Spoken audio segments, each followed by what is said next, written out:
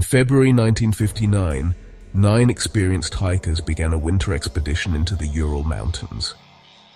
They never came back. When investigators finally discovered their campsite, the tent had been cut open from the inside.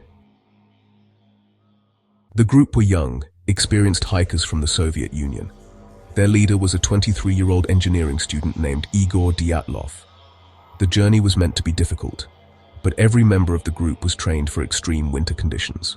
They set off into the remote Ural Mountains, never knowing their expedition would become one of the most disturbing mysteries in history. When search teams reached the hikers' campsite weeks later, they discovered something deeply disturbing. The tent was partially buried in snow, but investigators noticed something shocking. The fabric had been slashed open from the inside.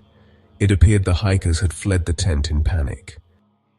The temperature that night dropped below -30°C, yet the hikers ran into the freezing wilderness, wearing almost no clothing. Footprints suggested they had walked away from the tent before collapsing in the forest.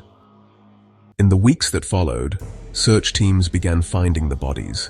Some had died from hypothermia, but others showed horrifying injuries.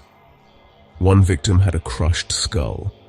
Another had broken ribs so severe investigators compared the damage to a car crash. And one woman was missing her tongue. But the mystery only became stranger.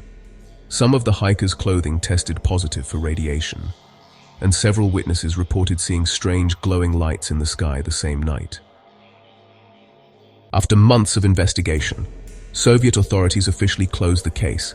Their conclusion: more than 60 years later, no one knows what truly happened at Dyatlov Pass.